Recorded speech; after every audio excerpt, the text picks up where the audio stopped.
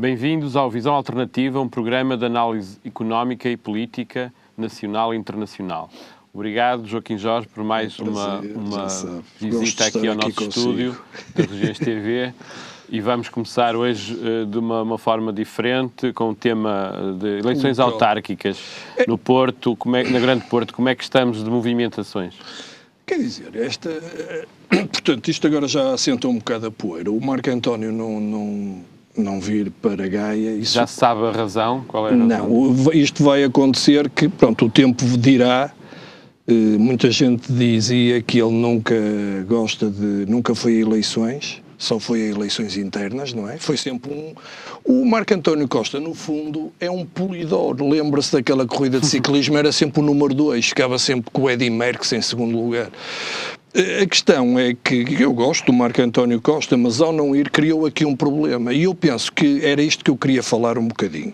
Depois pode contrapor. O Luís Filipe Menezes tem montes de coisas, de batatas batatas a arder, e portanto tem que ter... Batatas quentes. Tem que ter capacidade de se fazer aquilo a que nós chamamos proteger. Porque as pessoas já estão a dizer que é o Luís Filipe Menezes que escolhe o candidato. Mentira! É que o Luís Filipe Menezes é presidente de Câmara de Gaia, candidato à Câmara do Porto e presidente da Conselhia de Gaia. Portanto, esta semana fez uma coisa muito bem, traçou o perfil e disse que isso é uma decisão da Conselhia, é evidente, não é? Isto não é uma monarquia, portanto, acho que esteve muito bem. Depois fez outra coisa que eu acho que também esteve muito bem, que foi inaugurar algo num sítio qualquer em Gaia e não falou do Porto, limitou-se a falar do que vai fazer em Gaia. Claro. Pronto, o que o Joaquim Jorge tinha dito a semana passada, ou há umas semanas, que era importante que ele se marcasse bem quando está no Porto falar do Porto. Eu também aqui tenho que dizer uma coisa, que eu sou um tipo transparente e respeito as pessoas. É que o Luís Filipe Menezes convidou-me para a Comissão de Honra da sua candidatura ao Porto. Eu voto em Gaia. Isso não me compromete de eu poder dizer bem ou mal. Claro. Mas tenho que dizer isto aqui em público, que é para toda a gente saber, porque é assim que eu jogo. Acho que a política tem que ser transparente, toda a gente tem que saber isso. Não passa de uma mera assinatura, mas como eu moro em Gaia há 28 anos, e se achar que ele vai fazer um trabalho semelhante no Porto, que bom para o Porto, acho eu, não sei. Pronto.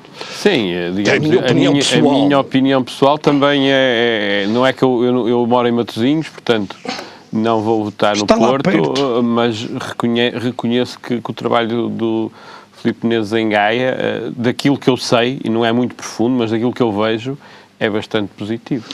E, portanto, depois há aqui outro problema que eu fiquei um bocado chocado, porque eu, sinceramente, também tenho apreço pelo Rui Rio, sabe que já confraternizei com eles no clube.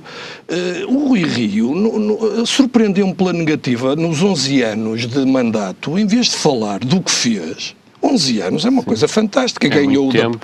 Em vez de falar disso, falou do Menezes por interposta pessoa, que há municípios que têm dívida. Quer dizer, eu fiquei um bocado surpreendido, parece que é mau perder, mágoa de sair.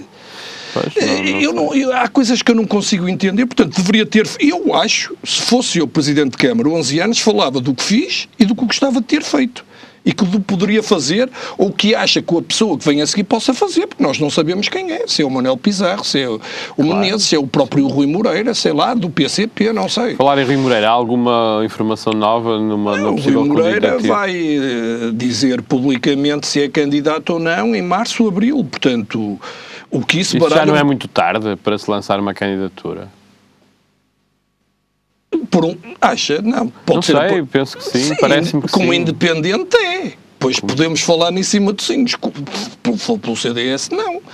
É que as pessoas têm que perceber aqui que uma candidatura independente não é uma coisa fácil. Eu sei que eu já passei por esta experiência. É preciso fazer, se as pessoas soubessem o aparato burocrático disso, gasta-se milhares de euros, que é 3 papéis, levar a reconhecer, fotocópia do bilhete de identidade, é muito pesado, é muito pesado. Dizem que as eleições são livres e permitem independentes, mas muito dinheiro. Mas o que eu acho aqui no Menezes é que fez outra coisa muito boa, que vou dizer aqui em público, penso que isso ainda não foi anunciado publicamente em lado nenhum. Vai apresentar a sua candidatura sábado, às 4 horas, na Alfândega. Portanto, finalmente começo a gostar, isto é, separa Gaia do Porto. vai ao Porto falar do Porto. Claro, claro. Não, é que é preciso... É que as pessoas têm que perceber que, às vezes, não se pode estar toda a vida a falar muito bem de Gaia e, de repente, olha, Gaia já não interessa e vamos para ali. Não é assim. Nós, quando nos separamos, tem que haver um período de nojo, até por respeito pela pessoa com quem estávamos. Neste caso, é preciso respeito por Gaia. E eu acho que isso é interessante. E como é que tem estado a campanha ou pré-campanha do Manuel Pizarro? Olha, eu acho que tem estado muito bem. Porque eu acho que tem sido está a começar a ter um elé de baixo. Ele não tem nada a perder, não é? Claro. Só há uma coisa que eu critico, é que ele é secretário de Estado da Saúde. Mas quando estava lá o governo de José Sócrates, não criticava tanto asperamente o poder central. Mas é preciso explicar às pessoas, como agora é da oposição, critica asperamente o poder central. Claro. Em tudo e mais alguma coisa. Não tem, o Hospital Maria Pia... Não tem digamos, não é normal. Não é tão equilibrado como se calhar poderia ser e pode até nem parecer... Olha que ele até é equilibrado e tem sido surpreendente porque ele tem uma postura de congregar e fez uma coisa que eu admiro muito. É pena falar na sociedade civil só em eleições, que foi ir ouvir as pessoas nos cafés o que é acha e o que é preciso. Eu gostava era que ele fizesse isso sempre. Claro. E acho uma boa ideia, acho uma excelente ideia. É necessário abrir muito mais, quer os órgãos executivos, autárquicos e nacionais, quer os órgãos legislativos. Pois, mas o problema é que só se fala de sociedade civil quando dá jeito, para ascender ao poder. Olha, é uma coisa que eu faço já há muito tempo. Depois, Matosinhos, bem, já está definido, temos o Pedro Vinha da Costa do PSD. Tudo fez para isso. Digamos, há um percurso ao longo de vários anos, não é? De confronto direto com o Aguiar, que estava lá, não é? E até confronto direto com algumas estruturas do PSD. Sim, estou a dizer, desde há 4 anos ou 5 anos. Pois, mas ele agora pode beneficiar de uma coisa, que é o parado é pelo PS e o não sei onde é que está o Narciso Miranda e o Guilherme Pinto. O Guilherme Pinto, se quer ser candidato independente, com todo o respeito, tem que o fazer já. Claro. E separar a estrutura... Mas acha que vai isso acontecer? E que o Narciso Miranda se vai candidatar? O Narciso Miranda irá para o lado que lhe der mais. Der mais não é dinheiro, é prestígio. Portanto, Presidente da Assembleia Municipal, Vice-Presidente, que eu acho que não devia fazer isso. As pessoas também têm que saber retirar, não é? Não sei. Mas eu acho que o Narciso Miranda faz-me lembrar... O Narciso Miranda já está reformado? Claro, tá. Claro que sim, mas eu não sei nada da vida privada dele. Mas não, estou a perguntar porque... Claro que está, tem 50 e tal anos, ou 60, não é? Já fez há pouco tempo 60 anos, não é? Já cumpriu vários mandatos. Não. A questão não é só essa, é que o Guilherme Pinto, eu não sei o que é que vai na cabeça dele. Ele a mim disse-me que era candidato. Se é candidato tem que se pôr no terreno e tem que separar a candidatura. Você diz que se for independente, para um independente tem que ir mais cedo para o terreno por causa de todo o processo burocrático e financeiro que é preciso mobilizar, não é? Claro que é. Mas voltando aqui ao Porto, o Luís Filipe Menezes estes são vários conselhos que dou. Separar o Porto de Gaia. Quando fala de Gaia, fala de Gaia, no Porto. Relativamente a projetos, não falar em lugares. O Luís Filipe Menezes é que passa a ideia que o Luís Filipe Menezes ficou sem emprego e quer um emprego. Mentira! Eu, se estivesse no lugar dele, o que dizia, eu não sou um boy. E ele vai a eleições, quem escolhe é o povo. Claro, não tem nada que estar. Depois, o que me irrita muito é quando o Menezes vai a um sítio, vai aquela malta toda, parece que é os desempregados de um lado que querem emprego no outro. Ele que se junta a outro tipo de pessoa. O Andor, né? O Andor, bem dito. É a procissão. Agora estamos na Páscoa, vamos para bem dito. O Andor é a procissão. Quer dizer, tem outras pessoas, outra gente, mas o que é isto? Isto, Porto não é Gaia. Claro. Aliás, devia fazer um corte. Mas, com outros conselhos, como é que está o movimento? Maia. O Bragança Fernandes tem todas as condições para ganhar e há um candidato do PS, penso que é o Bexiga, aquele fulano que teve aquele problema de ter levado uma coça em Gondomar. Sim, conheço. E, portanto, o Bragança está acima disso, não deve responder ao candidato se está a dar importância. Essa é a minha opinião pessoal, não é? O Bragança Fernandes é preciso que se diga. Não tem que responder, se forem questões diretas sobre... Mas não tem que... Sobre o funcionamento mal da Câmara? Não, mas não tem de ser considerações em relação ao candidato, desculpa. Considerações de que género? De género de falar dele, que se é bom ou é mau, não tem nada que dizer isso. Essa é a minha opinião. Só tem que falar daquilo que for questões objetivas. Porque o Bragança Fernandes faz o pleno no aspecto de bonomia, tem uma excelente relação com a população. Eu sei que eu já vivi na Maia, não é?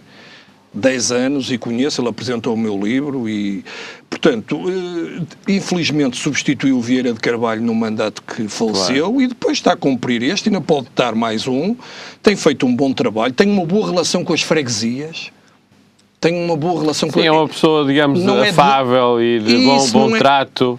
Muito bem dito. Não é de paredes, é de pontes. Agora, em termos de...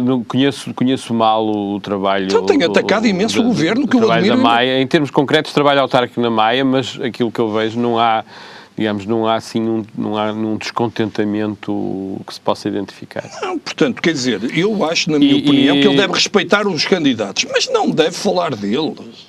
Está acima disso. Não está acima, os candidatos são todos iguais. Não há mas ele não é candidato. Ele é presidente, Paulo. Quando se entra agora na fase pré-campanha, penso que são mas eu acho que é dar importância demais. Tem que respeitar, responder quando o atacarem e não tecer considerações sobre os candidatos dos outros partidos. Essa é a minha opinião. Considerações subjetivas, sim, não faz sentido. E Gondomar, alguma novidade sobre Gondomar? Não, isso também não estou muito dentro disso, mas Gondomar, acho que o Valentim vai fazer com que não pode e vai outra pessoa qualquer. Deixa-me só falar, amiga dele, é evidente, não é? Porque repare, eu acho imensa piada que os políticos, ou quando lhes acontece qualquer coisa, há de reparar que arranjam uma âncora, um porto.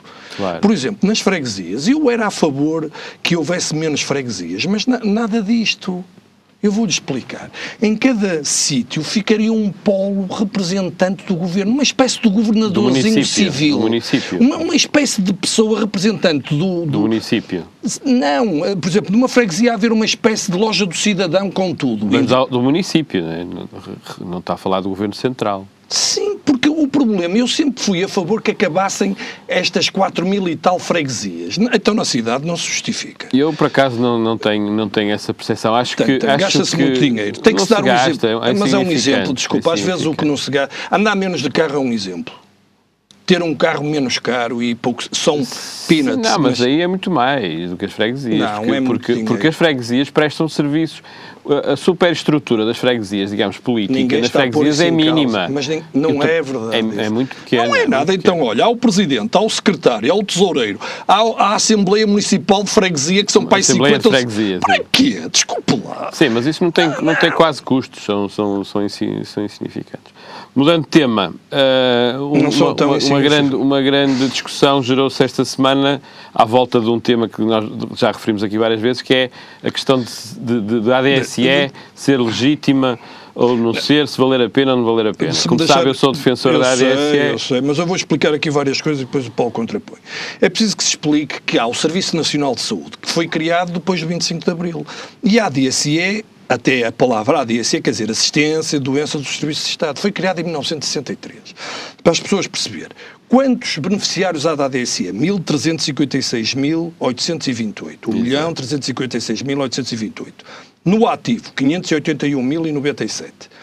Aposentados, 307.537. E aqui é que está o problema. 468.194 familiares. Está um problema? Porquê que é um problema? Porque está um problema, eu depois explico. A ADSE, o que é que vai buscar ao Orçamento de Estado? Em gastos. Gasta 994 milhões.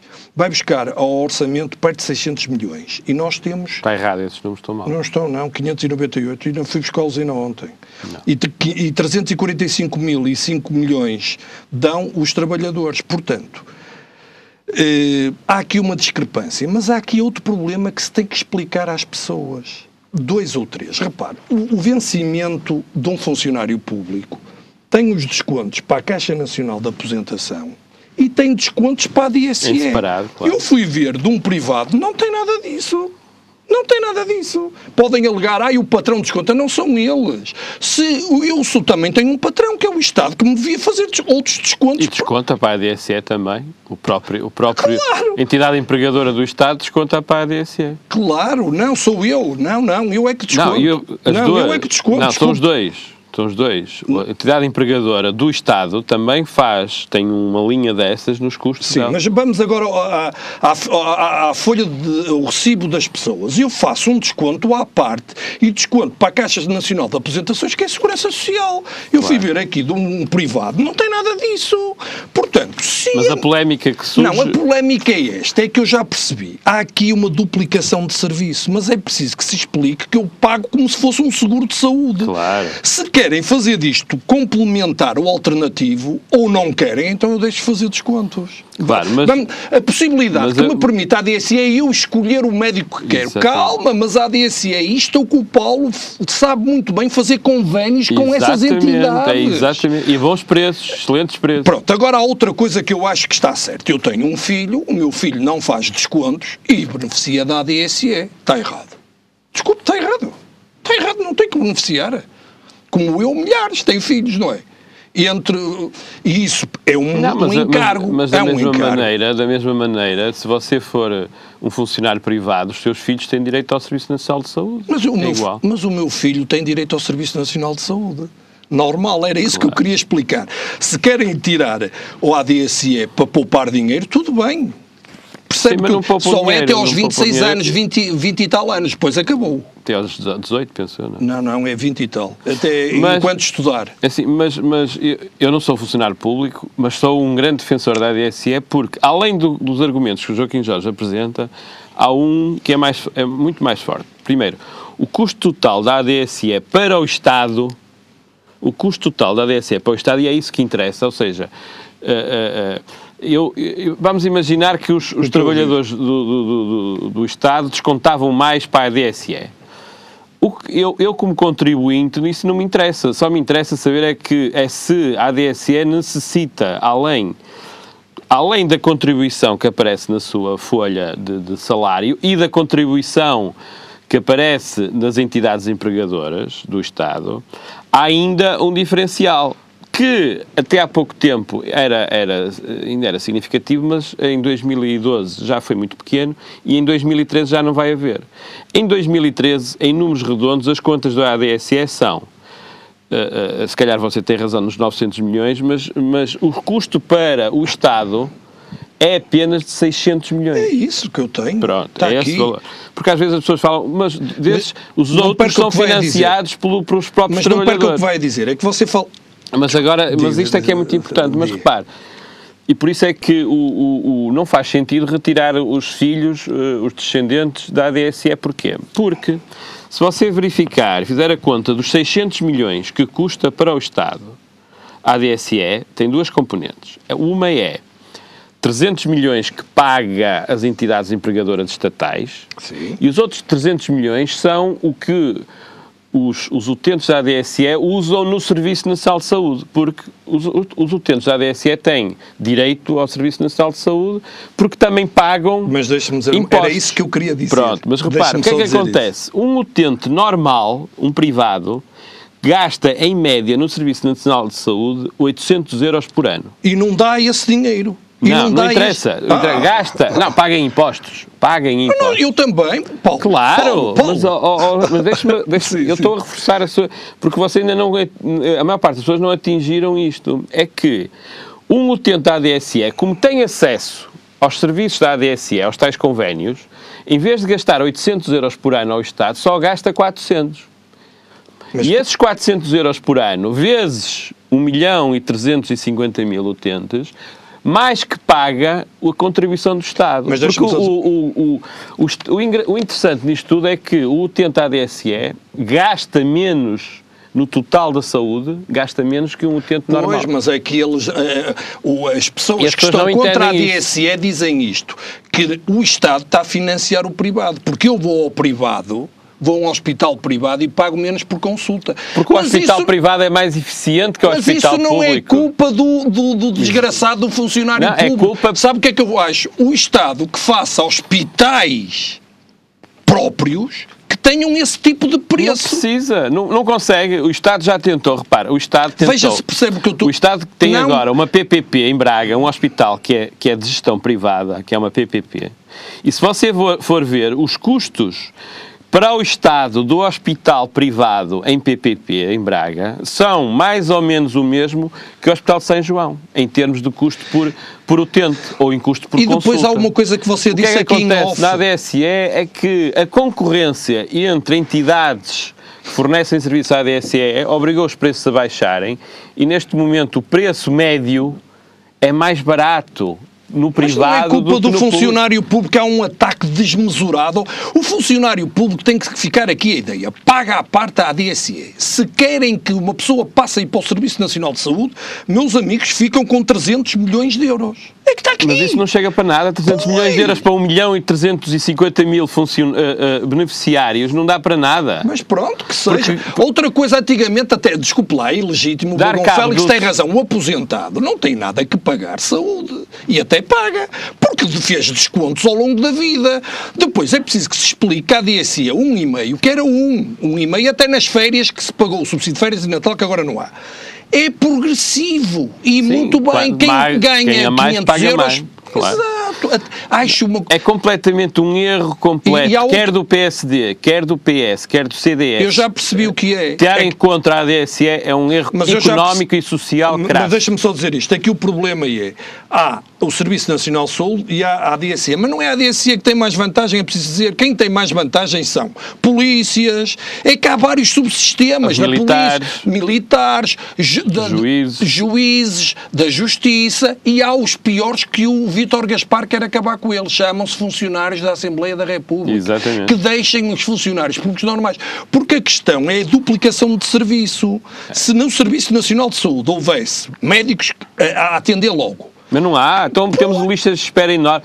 Lista de espera de especialidade de 6 meses e 12 meses. Quer dizer, então INACE é contra este sistema que permite a prevenção. Exatamente. E evitar que uma pessoa piore e seja atendida em tempo real? Claro. Bem, é um erro crasso. Nem entendo como é que há fações do Partido Socialista que são contra a ADSE. Não entendo, sinceramente não entendo. É um tiro no pé que foi dado há poucos dias por uma parte do Partido Socialista. Outro tema, aquela famosa debate de sociedade civil, que afinal eram só alguns convidados do governo e gente mais ou menos que está de acordo com a linha seguida pelo governo. Isto é algum debate de sociedade civil? Quer dizer, com todo o respeito, se há pessoas que fazem debates ou tento fazer com a sociedade civil, sou eu. Exatamente. O que é que eu faço? Que é para as pessoas perceber. Convido uma pessoa... No Clube dos Pensadores, não é? Sim, obrigado. Eu não posso estar a dizer isso, estou a fazer publicidade. Convido as pessoas estão presentes, há uma introdução, peço ao convidado para não falar muito tempo, senão a gente está ali a dormir e a gente quer é questionar o convidado, e o convidado depois, perante as perguntas, consegue-se desenvencilhar. Estamos a falar de convidados especialistas em vários temas. Claro. Eu já vi lá alguns que são, digamos, pessoas que sabem daquilo que estão a falar, não são, como costuma dizer, tudólogos, não é? Pessoas que sabem de tudo. Obrigado, Paulo. Portanto, e não se sabe as perguntas prévias. Portanto, não é brincadeira nenhuma. É as pessoas do povo, isto é uma maneira de falar. Está lá o Paulo, uma pessoa culta e outros. O Joaquim já está vendo. É uma pessoa licenciada, é o dono da estação desta televisão, não é uma pessoa normal. Portanto, e as pessoas estão ali, isso é interessante. Agora, dizer-se que se vai falar com a sociedade civil, em que se convida o Vítor Bento, convida-se pessoas que já estiveram no poder. E que já sabe qual é a opinião dela. E depois há outra coisa no Clube dos Pensadores, que eles têm que aprender, é que a imprensa está presente. Claro. Mas não tem direito a perguntas. Porquê? Tem no fim, porque senão eles sabem tão bem fazer perguntas que ofuscavam claro. A sociedade civil. Retiravam a Muita palavra. gente acusa, mas há perguntas que não sabem ser feitas, mas tem que ser assim para as pessoas aprenderem. Mas à medida que os anos vão passando, nota-se que as pessoas também estão mais à vontade. Não, isso foi no último debate que correu bem. Às vezes não correu bem. Sim, E repare, isto não tem jeito nenhum falar-se... Mas concluiu-se desta tal não sociedade civil que houve... Concluiu-se que tratou mal a sociedade civil. Mas não houve alguma conclusão objetiva, além dessa, de que aquilo não teve resultado quer dizer, nenhum? Parece que o Canutilho quis falar... Os soundbites tinham que ser dados por um cartaz, um ecrã, e depois, não leva mal. Eu tento, por exemplo, fazer isto, mas eu não tenho a validade de representar a sociedade civil. Era o que faltava. A sociedade civil é uma coisa heterogénea. São as pessoas que lá vão. Elas vão, dizem o que querem. Eu faço isso agora. Ter a validade... Não, e está em direto na internet. Este pseudo-debate fracassado nem sequer foi posto na internet. 2 minutos. É uma coisa pré-histórica. Isto é uma vergonha completa. Mas o Paulo fala numa coisa tão interessante que isso faz-se em vários países, como agora este novo partido, e há em Porto Alegre as participações digitais. Põe-se na net as perguntas que os cidadãos querem fazer e responde-se. Exatamente. Claro, repara, hoje em dia é tão fácil fazer Eu estive a ver uma coisa, então, para discutir um assunto desta envergadura, como diz o Jorge Sampaio, isto é para inglês ver e para enganar. Sim, 3 semanas para discutir a estrutura do Estado. Estamos aqui a falar, não sei se uma coisa completa. de interesse nacional que põe em causa o futuro das pessoas, os seus direitos. Então não seria um referendo? Não, eu penso que, digamos, o número de questões é tão vasto e complexo e interrelacionado que não é possível... Que Estado social pretendes? O que é que queres? Eu acho que é um debate que tem que demorar meses. Claro. Então o Governo, para reformular o IRC, que é uma proposta que já vem do programa do PSD de 2002, o choque fiscal, que o Durão Barroso candidatou com Manuel Ferreira Leite, que foi Ministro das Finanças, já vinha a reformulação do IRC de 2002. Já se fala nisto há 18, 19 meses no Governo, e o Governo ainda deu mais 9 meses à Comissão do Lobo Xavier e quer discutir em 3 semanas o Estado Social. E há outra coisa que se vem a discutir há mais de 20 anos, o IMI, e por acaso a evolução setorial e que se fez até nem está mal feita, sim ou não? Mesmo assim... Péssima. Eu acho que foi um exagero de aumentos de IMIs principalmente mas para... se fosse num mês é que ainda era pior. Vá lá que se fez por etapas. Mas o maior aumento foi agora. Sim. E conheço pessoas que não, vai eu queria a base de trabalho.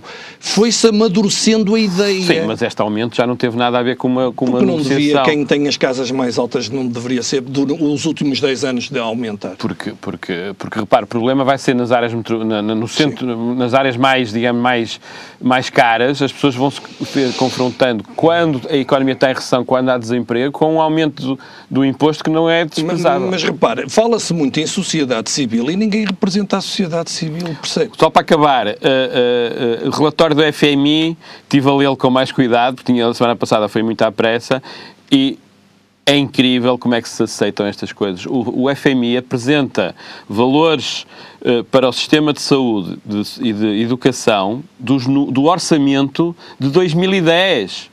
Em vez de apresentar do orçamento de 2013 que está em vigor, não é? À parte da questão do Tribunal Constitucional, e portanto, os cortes que eles falam lá que é necessário na saúde, na educação e parte na segurança social, já estão feitos.